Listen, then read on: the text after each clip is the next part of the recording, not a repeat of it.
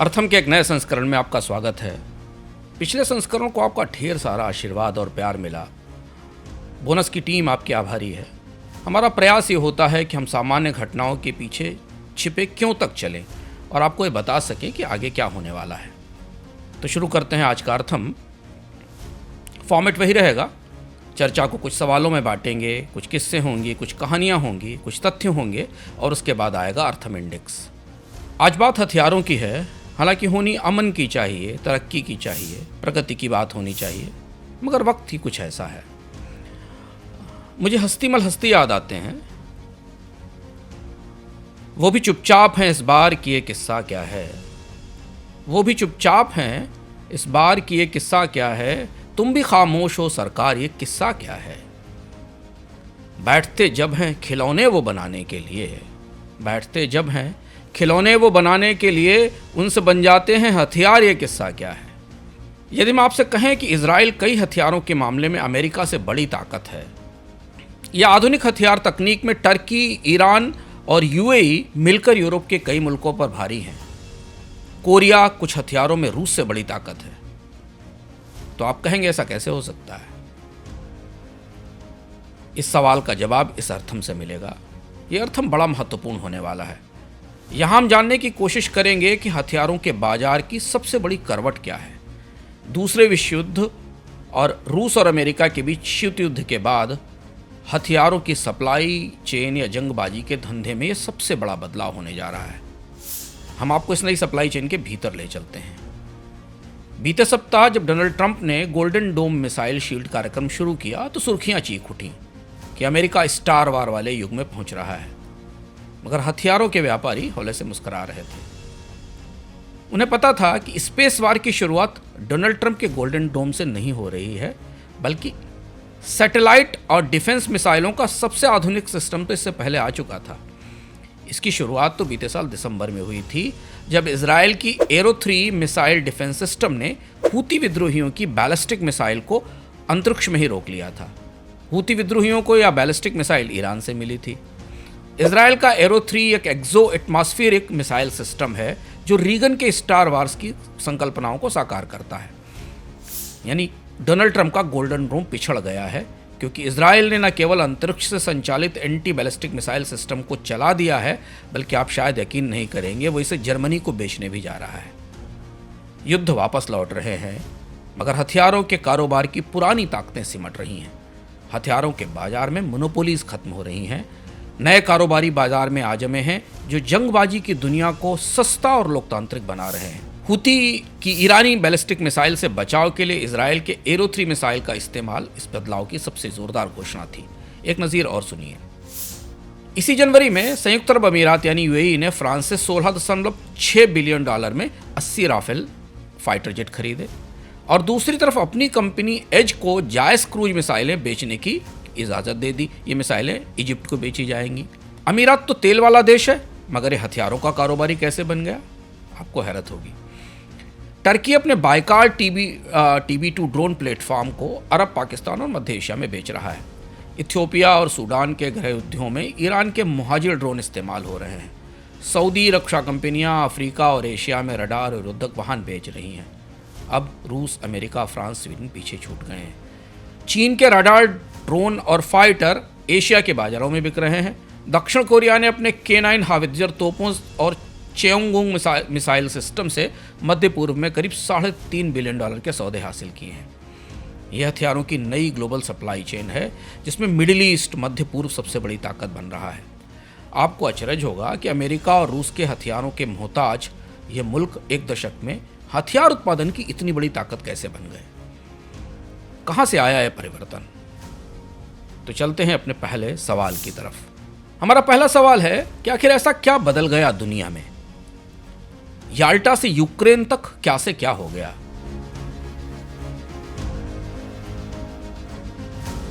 थोड़ा पीछे चलते हैं। वो फरवरी 1945 की एक सर्द क्रीमियन रात थी। याल्टा का लिवादिया पैलेस समुद्र की लहरों की आवाजें सुन रहा था। इसी पैलेस में दुनिया का भविष्य तय करने वाले 3 दिग्गज एक कमरे में जुटे थे। अमेरिका के राष्ट्रपति फ्रैंकलिन डी रूजवेल्ट कमजोर थे, बीमार थे, लेकिन दृढ़ और अपनी व्हीलचेयर पर बैठे थे।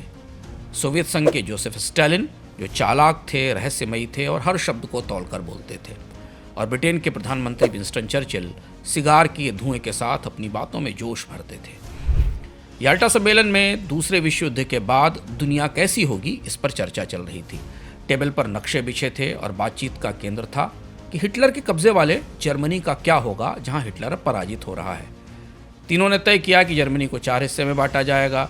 अमेरिका, सोवियत संघ और ब्रिटेन फ्रांस के बीच बंटवारा होगा। पोलैंड की सीमाएं खींची गईं, लेकिन स्टालिन ने चतुराई से पूर्वी यूरोप में अपने प्रभाव को पक्का कर लिया। स्टालिन ने जापान के खिलाफ युद्ध में शामिल होने का वादा किया और बदले में सखालिन और कुरील आइलैंड भी हासिल कर लिए।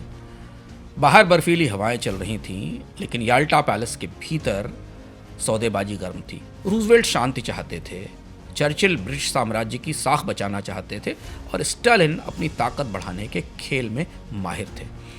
यह सम्मेलन दुनिया को शांति देने का वादा था, लेकिन इसी ने शीत युद्ध के बीज बो दिए। याल्टा की मेज पर जो सहमति बनी उससे यूरोप तो बट गया, लेकिन इसके बाद आने वाली सदी में विश्व की भू राजनीति पूरी तरह बदल गई। संयुक्त राष्ट्र संघ की स्थापना का सपना भी यही बना था, ताकि भविष्य में युद्ध ना हो, लेकिन युद्ध रुके नहीं, बार बार लौटते रहे। लेकिन इसके साथ ही शुरू हुआ पैक्स अमेरिकाना, जिसमें अमेरिकी नेतृत्व में एक गठबंधन बना, जिसमें कि सामूहिक सुरक्षा और वैश्विक नियमों पर आधारित एक व्यवस्था बनाई गई थी। अमेरिका यहीं से हथियारों की एक बड़ी ताकत बनना शुरू हुआ। दूसरी तरफ सोवियत संघ ने पूर्वी यूरोप को अधिक नियंत्रण देने के लिए शीत युद्ध की शुरुआत की, जिसने पूरी दुनिया को 2 खेमों में बांट दिया।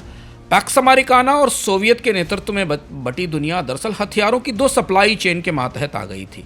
एक सप्लाई चेन अमेरिका की और एक सप्लाई चेन सोवियत रूस की। दोनों मुल्क अपने प्रभाव वाले देशों को सुरक्षा की गारंटी देते थे, इसके बदले वो उनके यहाँ से भारी डिफेंस ऑर्डर लेते थे। नाटो को अमेरिकी सुरक्षा मिलती थी, जबकि पूर्वी यूरोप के देशों और भारत जैसे कथित तटस्थ देशों को कम्युनिस्टों और कम्युनिस्ट देशों को रूसी हथियार मिलते थे। फिर आया 1991। सोवियत संघ के विघटन के बाद अमेरिका एकमात्र महाशक्ति बना, जिसके बाद नाटो ने पूर्वी यूरोप में विस्तार किया, जिसमें वार्सा पैक्ट के पहले देश भी शामिल हुए और हथियार उद्योग की ताकत के कारण अमेरिका ने पूरी दुनिया में हथियारों का एक बड़ा नेटवर्क बनाया। लेकिन सिमटने के बाद भी रूस दुनिया की हथियार सप्लाई चेन पर काबिज था और यह सप्लाई चेन दुनिया के देशों को हथियार की आपूर्ति करती थी। हुआ ये कि अब जाकर याल्टा वाली विश्व व्यवस्था खत्म होने का ऐलान हुआ है। 2003 के इराक युद्ध और अफगानिस्तान में लंबे संघर्ष ने अमेरिका को उसकी सैन्य शक्ति की सीमाएं बता दी हैं। इराक में हथियारों की गलत खुफिया जानकारी, विद्रोह और हजारों सैनिकों की मौत, नागरिकों की मौत ने अमेरिकी जनता को यह समझने पर बाध्य किया है कि दुनिया की जंग में अमेरिका की दादागिरी अब अमेरिका को ही महंगी पड़ रही है। इसलिए 2025 में जब ट्रंप अपनी दूसरी पारी में आए तो उन्होंने पैक्स अमेरिकाना के खत्म होने का ऐलान कर दिया। यह वही मार्शल प्लान वाला यूरोप है जिसकी सुरक्षा की जिम्मेदारी कभी अमेरिका ने ली थी। तकनीक, सेना, हथियार सब अमेरिका के थे, मगर ट्रंप ने आते ही नाटो को खारिज कर दिया। उन्होंने यूरोप की मदद करने के बजाय उस पर टैरिफ थोप दिए और यूरोप के साथ टैरिफ वार शुरू हो गया। रूस यूक्रेन युद्ध में अमेरिका और नाटो यूक्रेन के साथ थे, मगर ट्रंप का अमेरिका अब इस जंग से बाहर है। यूक्रेन से को वह फौज फाटा और हथियार देने के बदले कीमत वसूल रहा है और वह कीमत रेयर अर्थ खनिजों के तौर पर मांगी जा रही है। यूरोप को अब अमेरिका की सुरक्षा गारंटी पर भरोसा नहीं है। ट्रंप चाहते भी नहीं कि यूरोप उनकी सुरक्षा बजट पर भारी पड़े या अमेरिकी सरकार का बजट इस पर खर्च हो। अब हम अपने दूसरे सवाल की तरफ आ गए हैं कि यदि अमेरिका यूरोप को सुरक्षा की गारंटी नहीं देगा तो कौन देगा। हमारा सवाल है कि इतिहास के किस मोड़ पर है यूरोप। दरअसल यूरोप ने मार्च 2025 में एक white paper of European defence readiness 2030 जारी किया, जो एक बड़ा महत्वपूर्ण दस्तावेज है, जिसमें अगले 5 साल के लिए युद्ध से तैयार होने का लक्ष्य रखा गया है। ये दस्तावेज चौंकाने वाला है क्योंकि ये ट्रंप की तरफ से यूरोप की सुरक्षा की जिम्मेदारी न लेने के बाद बना है। यूरोप का सबसे बड़ा खतरा है रूस, जिसने 2014 में क्रीमिया पर कब्जा किया और 2022 में यूक्रेन पर हमले के बाद यूरोप की पूरी सुरक्षा व्यवस्था को ध्वस्त कर दिया। 2025 तक रूस ने यूक्रेन के करीब 20% हिस्से पर कब्जा कर लिया था। 80 लाख लोग विस्थापित हुए, 82 लाख से ज़्यादा लोग शरणार्थी बने। अब नाटो के प्रमुख ने चेतावनी दी है कि अकेला नाटो बड़े खतरे के लिए तैयार नहीं है। डेनमार्क की खुफिया जानकारी ये कहती है कि रूस 2029-2030 तक यूरोप में बड़े युद्ध की तैयारी कर सकता है। इस कार्यक्रम को जब हम रिकॉर्ड कर रहे हैं तो उसके पीछे संदर्भ यह है कि जून में नाटो की एक बैठक होने वाली है, जिसमें यूरोपीय नेता अगले 5 से 10 साल में नाटो में अमेरिका की भूमिका खत्म करने का प्रस्ताव पेश करेंगे। यह बड़ा बदलाव होगा और यूरोप को अगले 25 साल में अमेरिका की सैन्य मदद, जो कि हथियार, हवाई ताकत, मिसाइल, रक्षा, खुफिया जानकारी और तमाम संसाधनों के तौर पर मिलती थी, उसे बदलने के लिए $1 ट्रिलियन खर्च करने होंगे।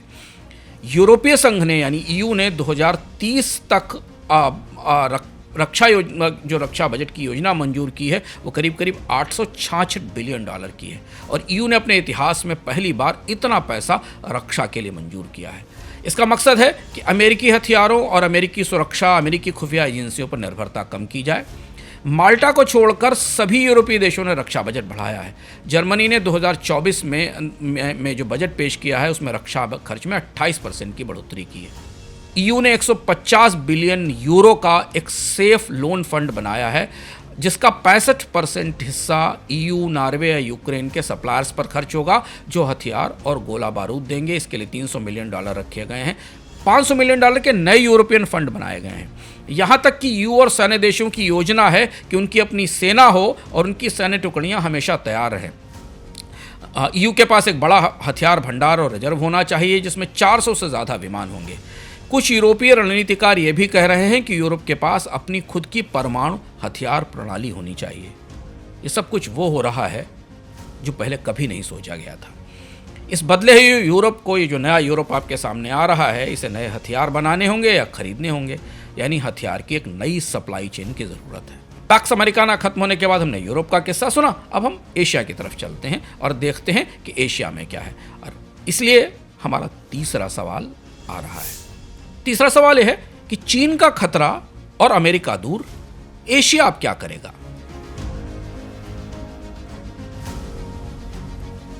दरअसल डोनाल्ड ट्रंप यूरोप के साथ एशिया से भी रक्षा दूरी बनाना चाहते हैं। हाल में जापान के साथ जब टैरिफ की वार्ताएं चल रही थीं, तो डोनाल्ड ट्रंप ने सुरक्षा पर खर्च का बिल भी रख दिया और टैरिफ चर्चाओं का हिस्सा बनाने का दबाव बनाया।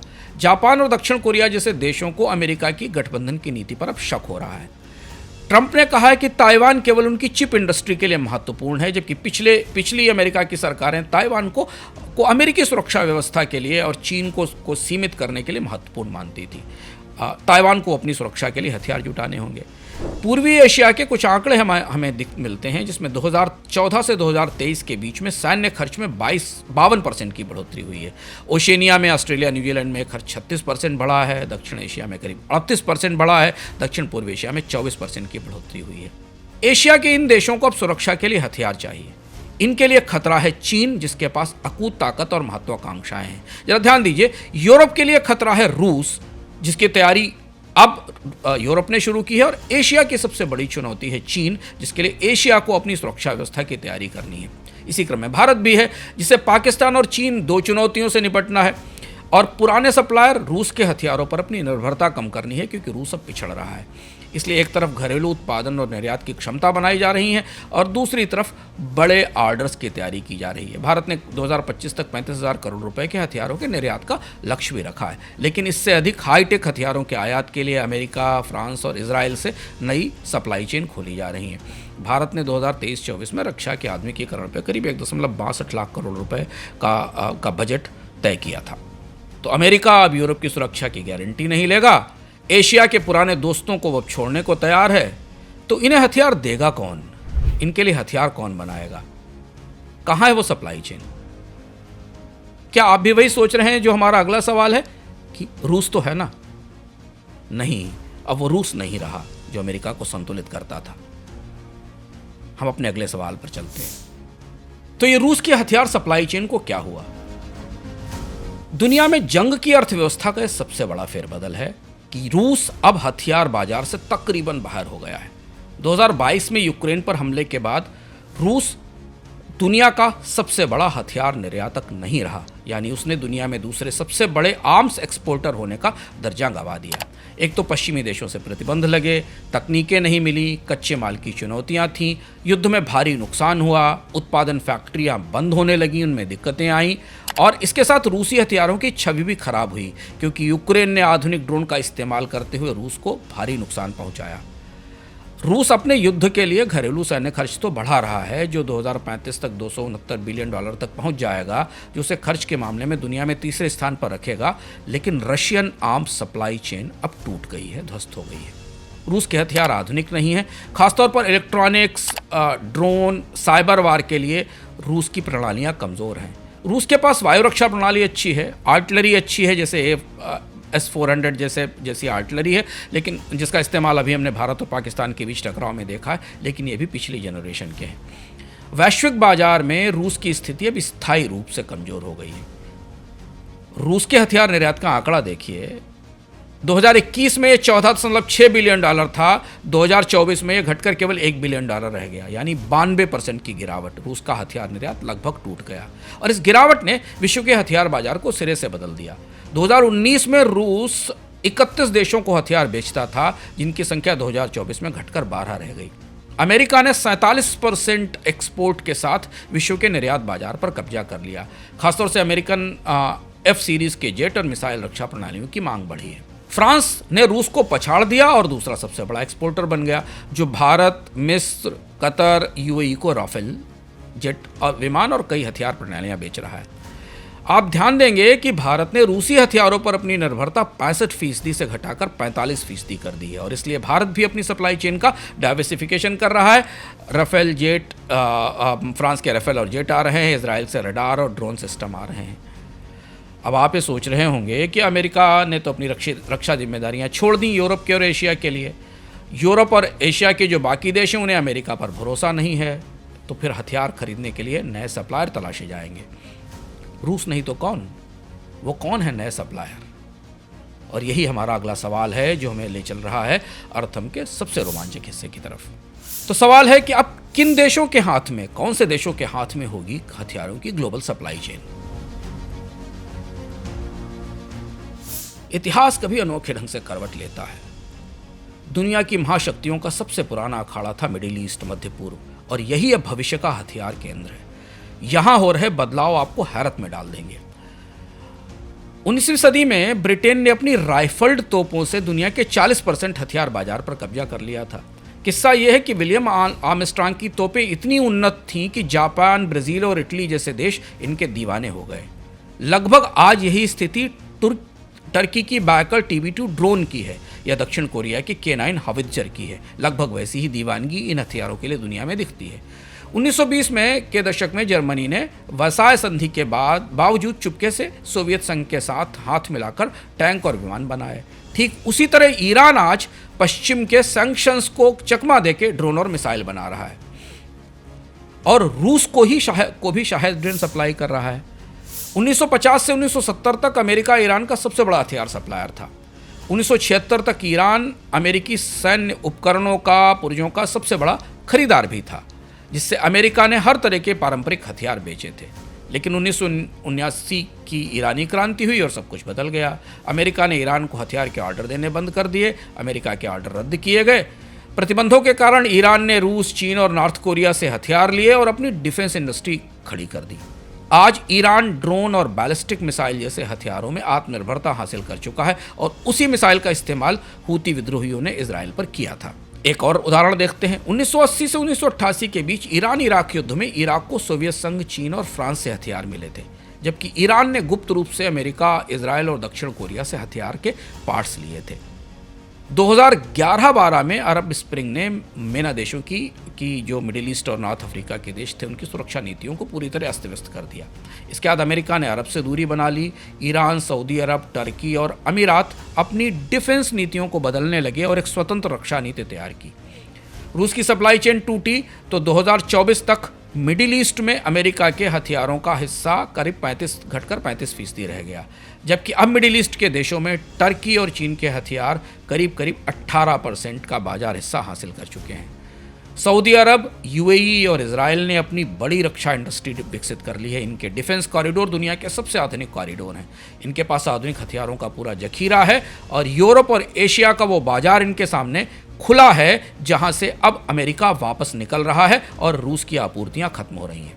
इनके रक्षा खर्च की एक तस्वीर देखिए, आपके की स्क्रीन पर एक टेबल आएगी जिससे आपको दिखाई देगा कि ये देश जिनकी कोई बड़ी शत्रुताएं नहीं हैं, उन्होंने अपने रक्षा खर्च को किस कदर बढ़ोतरी की है। सऊदी अरब ने 2024 में जीडीपी के अनुपात में 7.3% रक्षा खर्च किया था, जिसे बढ़ाकर 2030 में 8% किया जा रहा है। इजराइल 8.8 से 9% करने जा रहा है। यूएई 4.5% से 5% करेगा। कतर का रक्षा खर्च बढ़ रहा है, जबकि कतर के पास कोई बड़ी शत्रुताएं या बड़ा सैन्य या सुरक्षा नहीं है, लेकिन कतर इसे बढ़ाकर 3.8% से 4.2% करने वाला है। ईरान अपने रक्षा खर्च को 2.9% से बढ़ाकर 3.5% करने जा रहा है। हम समझ रहे हैं कि आप इस नए बदलाव को लेकर उत्सुक हैं, तो आइए हम ले चलते हैं दुनिया के सबसे नए डिफेंस कॉरिडोर में। इस डिफेंस कॉरिडोर में जो भारत के पूर्व और पश्चिम में एक साथ बन रहा है, और इनके साथ दुनिया के हथियार के बाजारों की एक्सेस यानी धुरी भी बदलने वाली है। तो हमारा अगला सवाल, हथियार बाजार की नई ताकतें हैं कौन सी? 2025 की शुरुआत में मिडिल ईस्ट ने हथियारों की दुनिया में कई बड़े कदम उठाए, जो सुर्खियां शायद आपकी निगाहों में नहीं आई होंगी। यूएई ने फ्रांस से राफेल जेट्स की डिलीवरी शुरू की, जो एक 16 बिलियन यूरो के आसपास का सौदा था। यह कदम इसलिए भी खास है क्योंकि अमेरिका ने यूएई को F-35 जेट देने में आनाकानी की थी, क्योंकि यूएई और चीन के संबंधों पर उसे शक था। तो अमीरात ने अपनी न केवल हवाई ताकत बढ़ाई, बल्कि अपनी एज कंपनी की जायस मिसाइलों को इजिप्ट को बेचना शुरू कर दिया। तो ये एक तरफ से मॉडर्न जेट्स खरीद रहा है फ्रांस से, और दूसरी तरफ अपने यहाँ बनी हुई मिसाइलों को बेच रहा है। हाल में ट्रंप ने अरब की यात्रा करके हथियारों के इस जाते हुए बाजार को थामने की कोशिश की है, लेकिन शायद देरी हो चुकी है, क्योंकि इस क्षेत्र में अब हथियारों की दुनिया की सबसे अच्छी तकनीकें मौजूद हैं। इजराइल के एंटी मिसाइल सिस्टम, जिसने ईरान के हमलों को रोका था और नाकाम किया था, और एरो 3 मिसाइल जिसका जिक्र हमने किया, जिसने हूती को मिली ईरान की बैलिस्टिक मिसाइल रोकी थी, वो अमेरिका के लिए भी हैरत अंगेज था। ट्रंप का गोल्डन डोम जिस तकनीक का इस्तेमाल करने वाला है, ईरान की बैलिस्टिक मिसाइल को गिराने के लिए इजराइल ने उसी तकनीक का इस्तेमाल किया था। टर्की के ड्रोन पूरी दुनिया में तहलका मचा रहे हैं, और ईरान की मिसाइल तकनीक नई ऊंचाइयों तक जा रही है। मध्य पूर्व में हथियारों की अब एक नई ताकत उभर रही है। ये निर्माता केवल इंपोर्ट ही नहीं कर रहे हैं, बल्कि दुनिया में बड़ा एक्सपोर्ट भी कर रहे हैं। अब आइए हम एक एक करके देखते हैं हथियारों की सप्लाई चेन में नए प्रमुख देशों को, और इनकी ताकत क्या है इसे समझने की कोशिश करते हैं, क्योंकि यहीं से दुनिया में हथियारों की अब सबसे बड़ी आपूर्ति शुरू होगी। सबसे पहले है टर्की, सबसे तेजी से उभरता हथियार निर्यातक है। 2024 में करीब $7.2 बिलियन का निर्यात किया। 180 देशों को टर्की अपने हथियार एक्सपोर्ट कर रहा है। इतना बड़ा हथियार एक्सपोर्टर रूस और अमेरिका भी नहीं थे जो टर्की है। टर्की के ड्रोन प्लेटफॉर्म 30 देशों को जा रहा है। इसके अलावा एक जो अनआर्म्ड व्हीकल है अकिंजी, ये 9 देश खरीद रहे हैं। नगोर्नो कराबाख, सीरिया और लीबिया में इनका इस्तेमाल हुआ है। हाल में ही पाकिस्तान ने भारत के साथ संघर्ष में इसका इस्तेमाल किया है। इसके अलावा रोकेत्सान की मिसाइलें J-600, इल्द्रिम, बोरा और अटमाका, ये वो मिसाइल सिस्टम्स हैं जो टर्की दुनिया को बेच रहा है। टर्की की सबसे बड़ी खासियत यह है कि उसकी तकनीक 80% स्वदेशी है। रोकेत्सान और अल्सान के साथ ये दुनिया में मिसाइल तकनीक का 11वां सबसे बड़ा एक्सपोर्टर है। सऊदी अरब के साथ अकिंजी ड्रोन का एक सौदा हुआ है $3 बिलियन का। इसके अलावा कुवैत, कतर और यूएई भी टर्की से हथियार खरीद रहे हैं। टर्की की सबसे बड़ी खासियत है सस्ते दाम और कम शर्तें, सस्ते हथियार और कोई कंडीशंस नहीं, और इसलिए टर्की के हथियार पूरी दुनिया में सबसे ज़्यादा लोकप्रिय हैं। अगले देश की तरफ चलते हैं, इजराइल हथियार की तकनीक में बेहद उन्नत है। रक्षा उद्योग काफ़ी बड़ा है। 2024 में करीब 40 बिलियन, 46 बिलियन के आसपास का रक्षा खर्च किया था। 1967 के बाद ये सबसे ज़्यादा रक्षा खर्च था। क्योंकि गाजा और हिजबुल्लाह के तनाव के कारण फिलिस्तीन तनाव के कारण इजराइल को अपने हथियार और अपनी सुरक्षा पर ज़्यादा खर्च करना पड़ता है, तो इस तैयारी को उसने एक बड़े कारोबार में बदल दिया। राफेल एल्बिट सिस्टम्स, आयरन डोम, मैजन लेजर सिस्टम, इजराइल के हथियार तकनीकों में मिसाइल डिफेंस सिस्टम सबसे अद्भुत और अभूतपूर्व हैं, जिनका दुनिया में ने हाल फिलहाल के वर्षों में जिनको देखा भी है। 2023 में $13 बिलियन का निर्यात किया। लगभग आधा एशिया इजराइल के हथियार खरीदता है, जिसमें भारत भी शामिल है। Harop missiles, striker drone, Heron, Hermes UAV, spike missiles, Barak 8, ये सब इजराइल के उत्पाद हैं। इजराइल की अलग अलग मिसाइल और ड्रोन सिस्टम है। रोमानिया ने आयरन डोम खरीदा है, भारत भी इसका प्रमुख ग्राहक है। और इजराइल अपने आयरन डोम को और अपनी जो एरो 3 मिसाइल है उसे जर्मनी को बेचने जा रहा है। ये बात हमने आपको शुरुआत में बताई थी। अगले देश की तरफ चलते हैं, सऊदी अरब। आप चौंकेंगे कि सऊदी अरब जो तेल के कारोबार में है, दुनिया का सबसे बड़ा सॉवरेन वेल्थ फंड चलाता है और दुनिया को तेल का निर्यात करता, वो ये सब क्या कर रहा है। सऊदी अरब ने 2024 में $80 बिलियन का डिफेंस एक्सपेंडिचर किया, जो दुनिया में 7वां नंबर है। सऊदी विजन 2030 का दस्तावेज में पढ़ रहा था, उसके मुताबिक 2030 तक का 50% रक्षा खर्च स्थानीय आपूर्तियों पर होगा और 2018 में 4% था, 2023 में बढ़कर करीब 35% हो गया है। सामी यहाँ की बड़ी कंपनी है जो बोइंग, लॉकहीड मार्टिन और टर्की की बैकर के साथ अलायंस पार्टनरशिप में हथियार बनाती है। अल राशिद रडार और ई बैराक ड्रोन सऊदी अरब के प्रमुख उत्पाद हैं। 2025 में $78 बिलियन का करीब रक्षा बजट सऊदी अरब के पास था। एक और देश की तरफ चलते हैं, आप चौंकेंगे उस देश का नाम सुनकर जो हथियार के उत्पादन में इतने आगे है। 2019 में एज ग्रुप ने, यूएई का अगला देश है, यूएई अमीरात, 2019 में एज ग्रुप ने करीब 220 से ज़्यादा रक्षा उत्पाद बनाए और 80% स्वदेशी हैं। इन उत्पादों में हल्कन स्मार्ट हथियार है, आरबीडीए ड्रोन इंजन है, एएलसीएम साबर मिसाइलें हैं। 91 देशों में $5 बिलियन की आय होती है, 20% इसमें निर्यात से आता है। तटस्थ देश है लेकिन अफ्रीका, लैटिन अमेरिका और एशिया में अपने हथियारों का निर्यात कर रहा है। तकनीक चीन और फ्रांस और ब्रिटेन से आती है। शाहीन मिसाइलें, ब्लैक शाहीन मिसाइलें हों या चीन से जार्म हो, ये चीज़ें चीन से ली गई हैं। आप एक चीज़ इन आंकड़ों से इन तथ्यों से जानकर आश्चर्यचकित होंगे, और होना भी चाहिए, कि मध्य पूर्व न केवल बहुराष्ट्रीय हथियार कंपनियों का गढ़ है, बल्कि मध्य पूर्व ने अपने अधिकांश हथियार तकनीकों को स्वदेशी कर लिया है। 60% 70% के आसपास हथियार उत्पादन, ड्रोन, मिसाइल्स का पूरी तरह स्वदेशी है, और जो इस क्षेत्र की सबसे बड़ी ताकत है। इस क्षेत्र में अब बाकायदा बहुराष्ट्रीय हथियार कंपनियां हैं जो पूरी दुनिया को हथियार बेचती हैं। आर्म्स बेचने वाली एमएनसीज का ये नया समूह है, नई पीढ़ी है जो अमेरिका और रूस के बाहर दिख रही है। इस टेबल में आप देखिए तो आपको दिखाई देगा कि ये कंपनियां क्या कर रही हैं। यूएई का एज ग्रुप है जो एआई बेस्ड हथियार बनाता है, आर्टिफिशियल इंटेलिजेंस आधारित हथियार, ड्रोन और मिसाइल बनाता है, अफ्रीका, एशिया और लैटिन अमेरिका को बेचता है। सऊदी अरब का सामी ग्रुप है जो वाहन बनाता है, म्यूनिशंस बनाता है।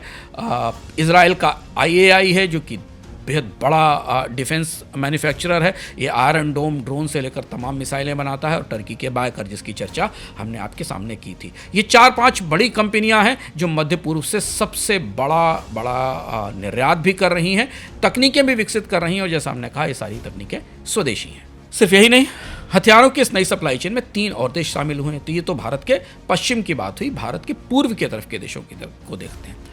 चीन एक बड़ी हथियार ताकत बनकर उभर रहा है, और चूंकि रूस जिस तरह से अंतर्राष्ट्रीय हथियार बाजार से बाहर हुआ, उसके बाद चीन को इसका मौका मिला है। हालांकि चीन के बहुत सारे हथियारों पर प्रतिबंध है, दुनिया के बाजारों में नहीं जाते हैं, लेकिन मध्य पूर्व में ड्रोन और रडार की तकनीकों का वो सबसे बड़ा सप्लायर है।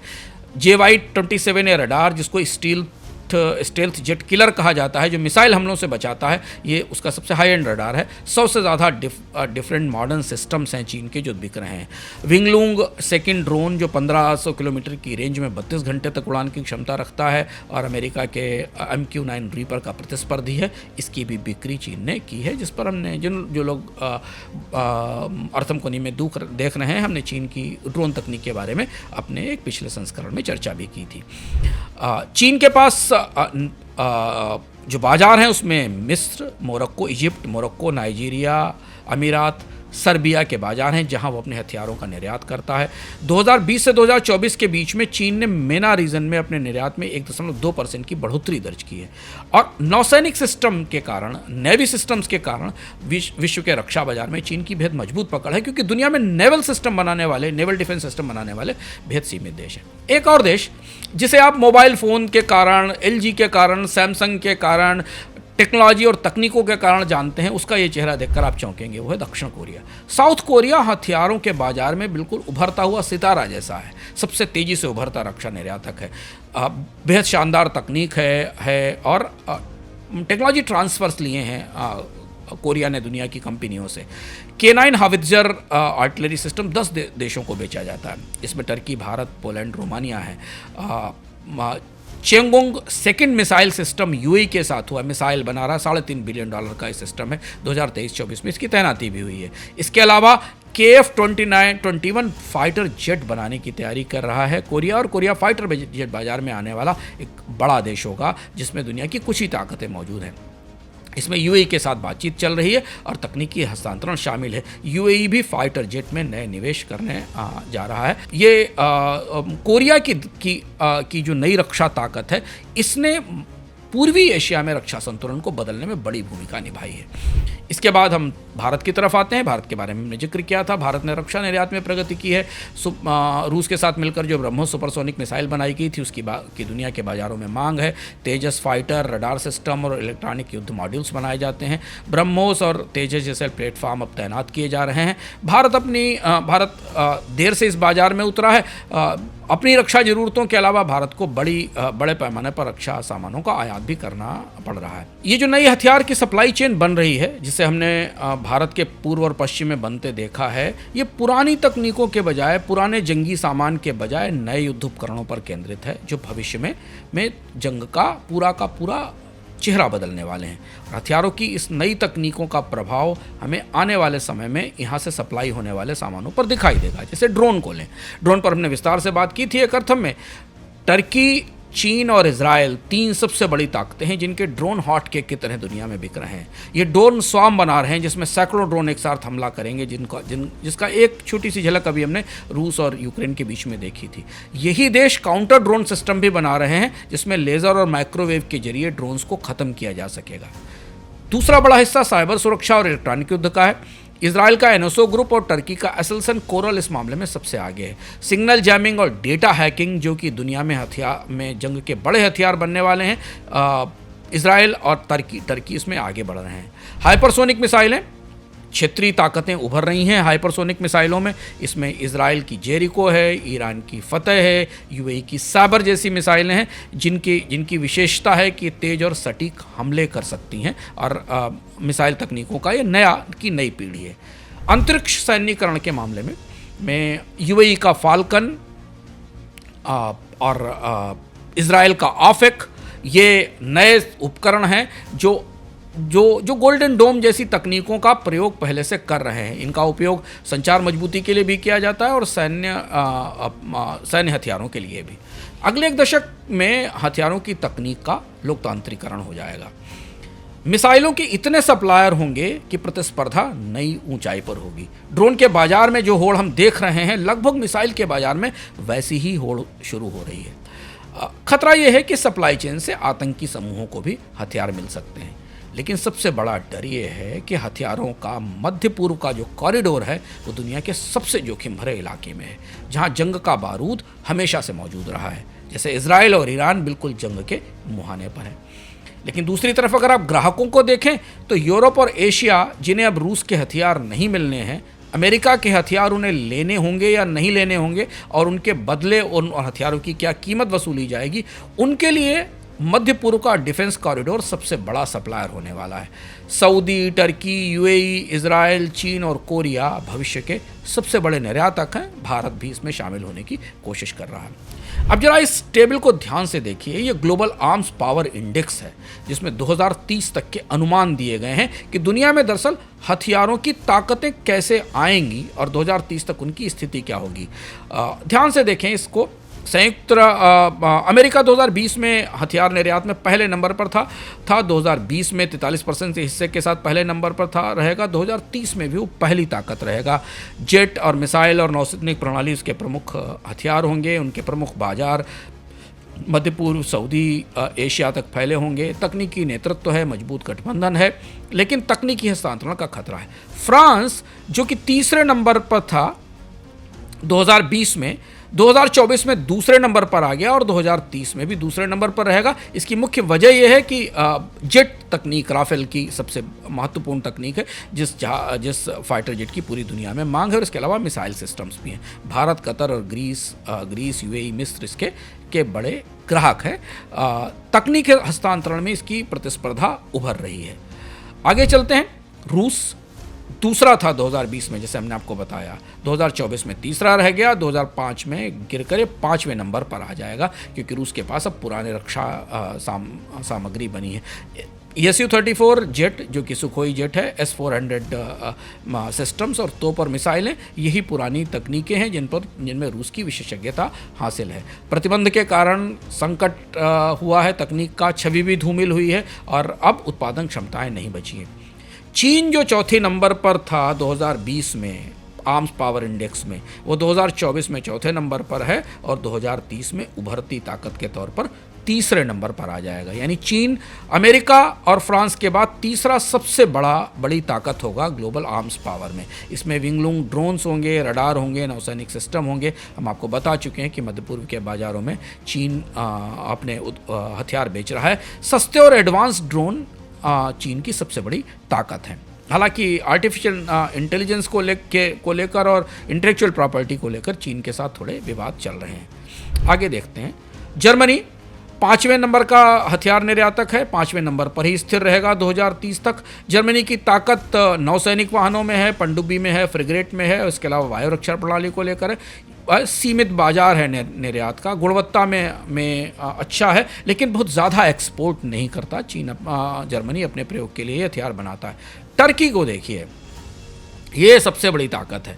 टर्की 2020 में 15वें नंबर पर था, 2024 में ये 11वें नंबर पर आ गया और ग्लोबल आर्म्स पावर इंडेक्स में टर्की 2030 में 8वें से 10वें नंबर के बीच में नई पावर बनकर उभरेगा। टर्की के बारे में विस्तार से आपको बता चुके हैं इस पूरे अर्थम के दौरान। ड्रोन हैं, मिसाइल सिस्टम्स हैं, इलेक्ट्रॉनिक वारफेयर सिस्टम्स हैं, सस्ते उत्पाद हैं, युद्ध में परीक्षण हो रहा है, हथियारों का इस्तेमाल हो रहा है और इसलिए पूरी दुनिया में टर्की के हथियारों की बड़ी मांग है।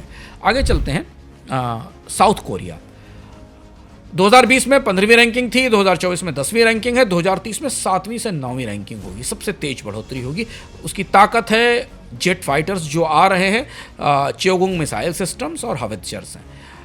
इजराइल 15वें नंबर पर था, 15वें नंबर पर 2024 में है, 2020 में 15वें नंबर पर था, 2024 में 15वें नंबर पर है, 2030 में ये 12वें से 14वें नंबर पर आएगा। इजराइल की सबसे बड़ी ताकत होने वाली है आयरन डोर और एंटी मिसाइल डिफेंस सिस्टम, और इसके अलावा स्पाइक मिसाइलें और ड्रोन तकनीकें। ये भी युद्ध परीक्षित हैं, युद्ध में इनका परीक्षण हो चुका है, लेकिन बिक्री को लेकर तमाम उलझने हैं। एशिया, भारत और फिलीपींस इनके प्रमुख ग्राहक होने वाले हैं। भारत रैंकिंग में 15वें नंबर पर है, 2030 तक 15वें नंबर पर रहेगा, पर एक उभरते हुए निर्यातक के तौर पर भारत अपनी उपस्थिति दर्ज करा सकता है। भारत के पास निर्यात करने लायक चीज़ों में भी ब्रह्मोस मिसाइल, तेजस जेट और रडार और कुछ सिस्टम्स हैं। अमीरात जो 2020 में किसी रैंकिंग में नहीं था, 2024 में इंपोर्ट कर रहा था, निर्यात करना शुरू हुआ था जब हमने एज कंपनी की जो मिसाइल सिस्टम्स थे उनका जिक्र किया था शुरुआत में। 2030 तक ये टॉप 25 देशों में पहुंच जाएगा उभरते निर्यातक के तौर पर। मिसाइलें, स्मार्ट हथियार इसके प्रमुख निर्यात होंगे। अफ्रीका, लैटिन अमेरिका और एशिया में इसे ग्राहक मिलना शुरू होंगे। ग्लोबल आर्म्स पावर इंडेक्स हमें बता रही है कि पूरी दुनिया में हथियारों की बाजार और सप्लाई चेन में कितने बड़े बदलाव होने वाले हैं और कौन से नए बड़े सप्लायर उभर कर आएंगे, जो अब दुनिया के बाजारों में हथियार तकनीक के अगुआ होंगे। अब हम आ गए हैं अर्थम इंडेक्स पर। इस पूरे बदलाव का हमारी जेब पर, जिंदगी पर, सरकारों पर क्या असर होगा, इसे भी देखते हुए चलते हैं। अगर आप अर्थम इंडेक्स को करीब से देखें तो विश्व के हथियार व्यापार में, हथियार सप्लाई चेन में बदलाव का असर नौकरियों पर सकारात्मक होने वाला है। पारंपरिक यूरोप और अमेरिका के रक्षा उद्योग में छटनी की संभावना है, लेकिन टर्की, अमीरात, सऊदी, भारत, कोरिया में हथियार उद्योग में उच्च तकनीक वाली नौकरियों में बढ़ोतरी होगी। स्टॉक मार्केट पर इसका असर अस्थिर होगा, क्योंकि पारंपरिक हथियार कंपनियां टूट रही हैं। जो नई कंपनियां हैं वो बाजार में लिस्टेड नहीं है, लेकिन आने वाले समय में ड्रोन और एआई तकनीक के स्टार्टअप बाजार में लिस्टेड होंगे। कमोडिटी को लेकर ये घटनाक्रम तटस्थ रहेगा। टाइटेनियम और रेयर अर्थ की डिमांड बढ़ेगी, जहाँ चीन की एक बड़ी क्षमता मौजूद है। एल्युमिनियम की बड़ी डिमांड आने वाले समय में बढ़ेगी, क्योंकि ड्रोन में एल्युमिनियम का इस्तेमाल होता है, ड्रोन का फ्रेम बनाने में। तो एल्युमिनियम एक बड़ा उत्पाद है। अगर आप स्टॉक मार्केट में निवेश करते हैं तो एल्युमिनियम कंपनियों पर निगाह रखिए। तकनीक पर आधारित रिसर्च पर में बड़ी बढ़ोतरी होने वाली है। साइबर सुरक्षा, अंतरिक्ष तकनीक, anti drone systems, independent systems में बड़ा निवेश होगा और यहाँ पर काम करने वाली कंपनियों के लिए फंडिंग की संभावनाएं भी अच्छी होंगी और इसके अलावा अगर वो लिस्टेड होती हैं तो बाजार में उन्हें अच्छा समर्थन मिलेगा। सरकारी बजटों पर इसका नकारात्मक असर पड़ेगा। आयात पर निर्भर देश अब उन्हें और ज़्यादा सामान खरीदना होगा, लेकिन निर्यात आधारित देशों के लिए एक संतुलन की स्थिति रहेगी। हालांकि प्रतिस्पर्धा से बाजार में हथियारों की कीमतें कम होने की संभावना है। बल्कि बाजार में हथियारों के बाजार में मेरी कुछ लोगों से बात हो रही थी जो बड़े हथियार बाजार को करीब से देखते हैं। उनका मानना है कि टर्की और इजराइल ने हथियारों के बाजार में सस्ते हथियारों से एक नई किस्म की क्रांति कर दी है। यानी हथियार अब उतने महंगे नहीं रहे और ये खतरनाक बात है। अगर इसके आर्थिक प्रभावों को अर्थम इंडेक्स की रोशनी में देखें तो टर्की में ड्रोन उद्योग ने करीब 20,000 से ज़्यादा नौकरियां पैदा की हैं। इजराइल में $1 बिलियन का इन्वेस्टमेंट हो चुका है आर्टिफिशियल इंटेलिजेंस पर आधारित रक्षा सिस्टम में। स्टॉक मार्केट में लॉकहीड मार्टिन, राफेल और बायकर जैसी कंपनियों के शेयरों में 20 से 40% की बढ़ोतरी हुई है। और कमोडिटी में हमने आपको बताया कि रेयर अर्थ की मांग लगातार बढ़ रही है। तो आज के अर्थम में इतना ही। आप पिछले 2 संस्करणों पर आपकी प्रतिक्रियाएं मिली, इसके लिए बोनस टीम की ओर से बहुत बहुत आभार। ये संस्करण आपको कैसा लगा, हमें अपने सुझाव, सवाल, प्रतिक्रियाएं जरूर भेजें। फिर मिलते हैं अगले संस्करण में, तब तक के लिए नमस्कार।